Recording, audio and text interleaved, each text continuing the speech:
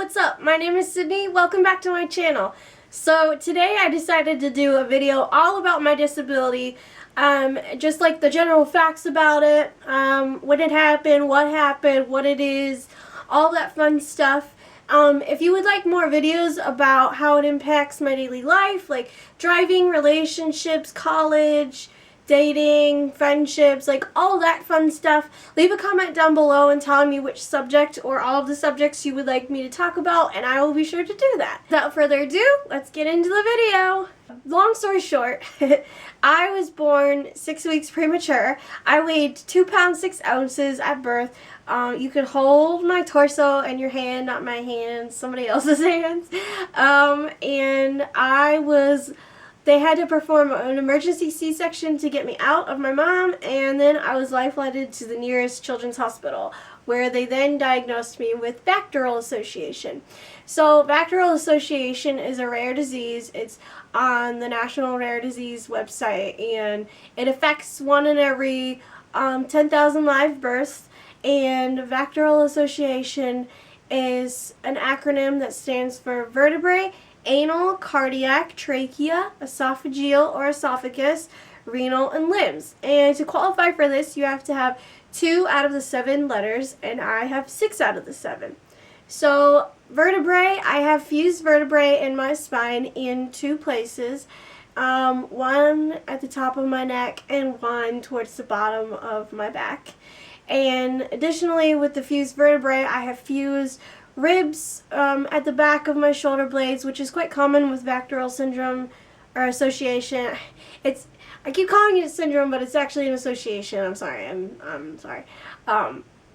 But anyway, I have fused ribs at the top of my spine, so I have limited flexibility back there. I don't know what actually flexibility is because I don't know any different. I've always been like this. So I have that, and then I also have a curvature of my neck, so it throws my head forward, so I walk around like this a lot of the time. And I also have a mild scoliosis that offsets my hips a little bit, and so my right foot is about a ½ inch shorter than my left, or my leg, not my foot.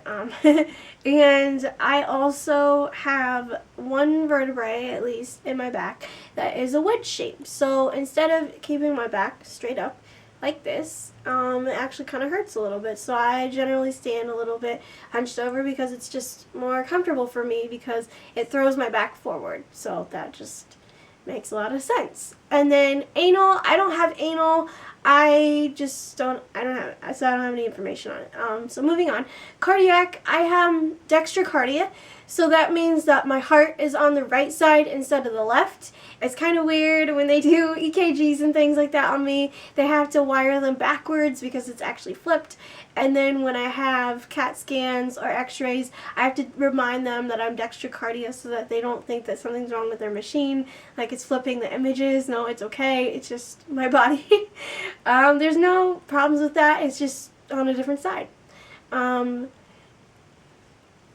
Then we have TE, which is trachea and esophagus or esophageal, and together they make a trachea esophageal fistula.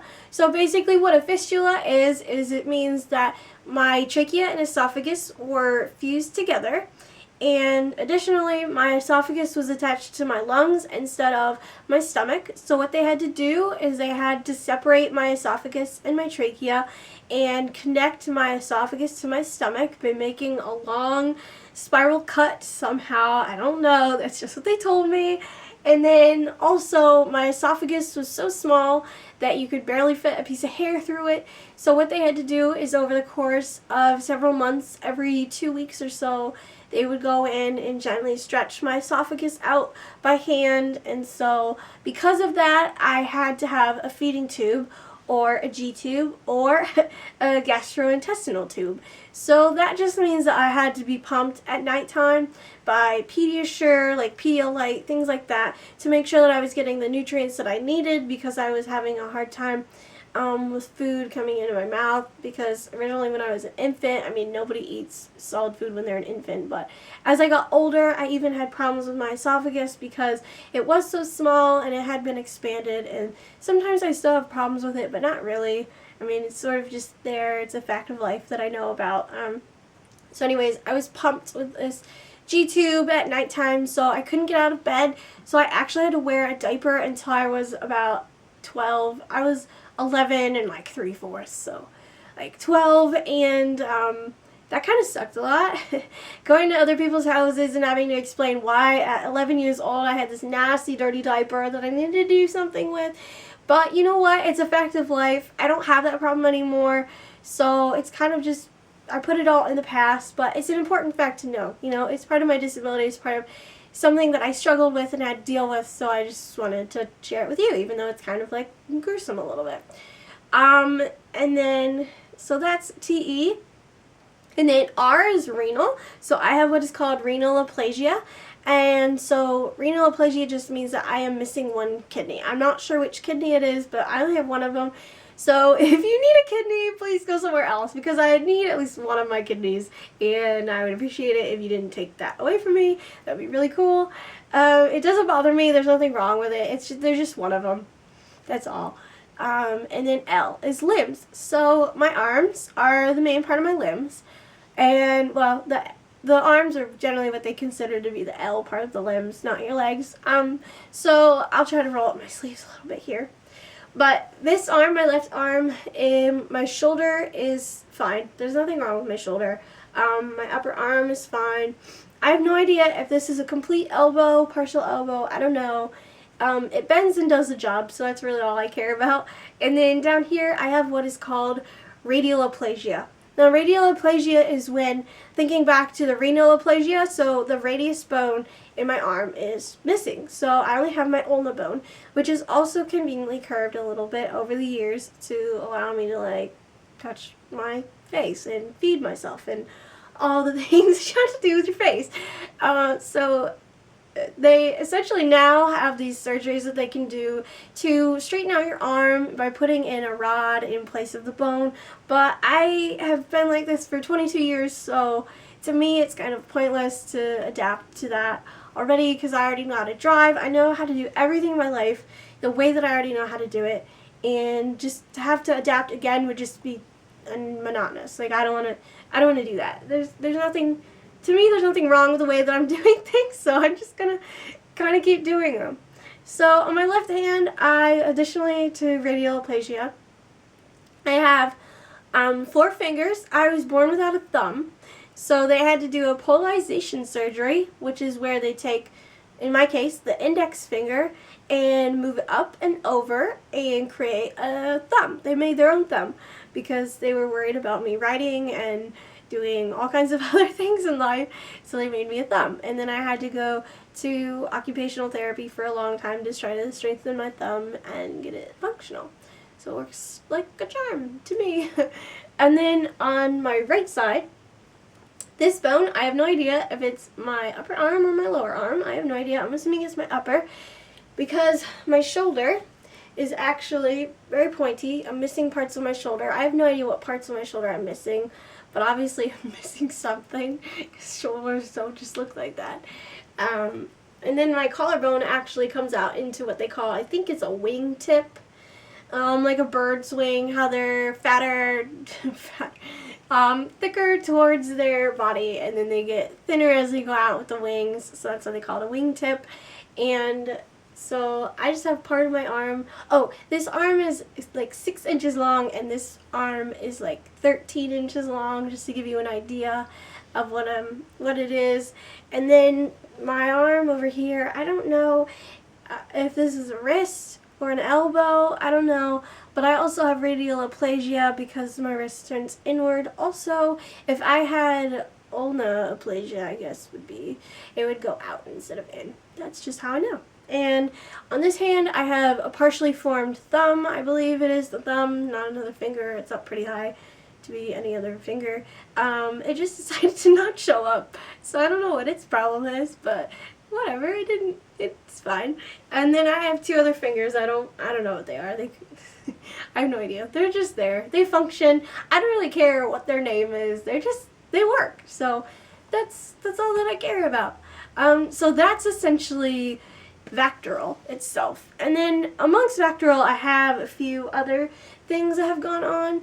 So I also have what is called dumping syndrome. So when I was 17, I had a colonoscopy and an endoscopy on the same day because I was going to Spain and I didn't want to be trying to find like a bathroom all the time, and it would be like I would eat something and then 10 to 15 minutes later I would have to go to the bathroom. Like, no stopping it. That's not happening. So I didn't want that to happen while I was in a foreign country with people who speak a different language than me and all that. So I just said, no, I need to fix this. So I went in and they gave me a colonoscopy and an endoscopy, and they found out that you have two muscles in, well, they didn't find that out, but you have two muscles in your stomach, one on the top and one on the bottom. And essentially, the one on the top keeps your food from going up. It's only a one-way kind of deal. So then the one on the bottom keeps your food from going too fast into your intestines and overloading it. I don't have one of those muscles, or valves, muscle valves, whatever. So all my food in my stomach goes directly from my stomach into my intestines. So I have to take Imodium, which is an anti-diarrheal. Okay, we're getting into the good stuff now.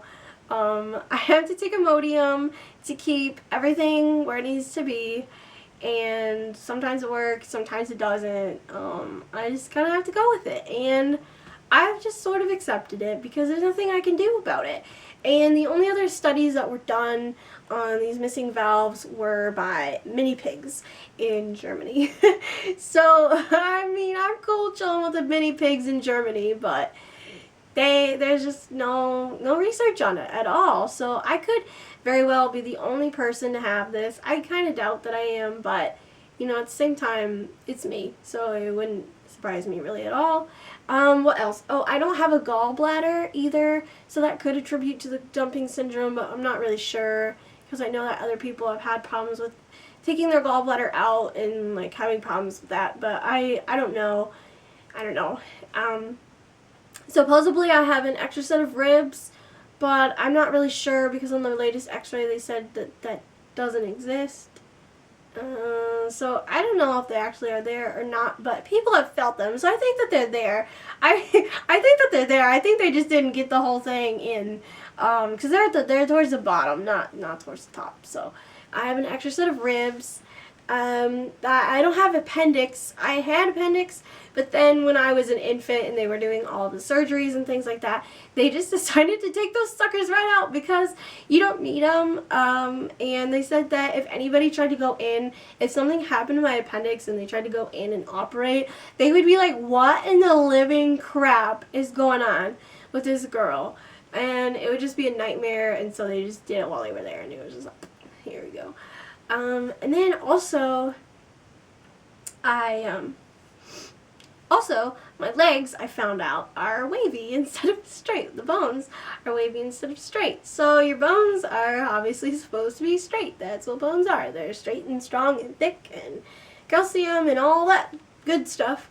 But mine, I apparently had all of these compound fractures as a child that I was always told were growing pains, even though they were awful growing pains. If growing pains are like that, no, they can't all be like that. I would sit in the corner and cry. Like, it would make it so terrible. I couldn't even sit. Like, it wasn't even like bearing weight on them, and I couldn't stand the pain.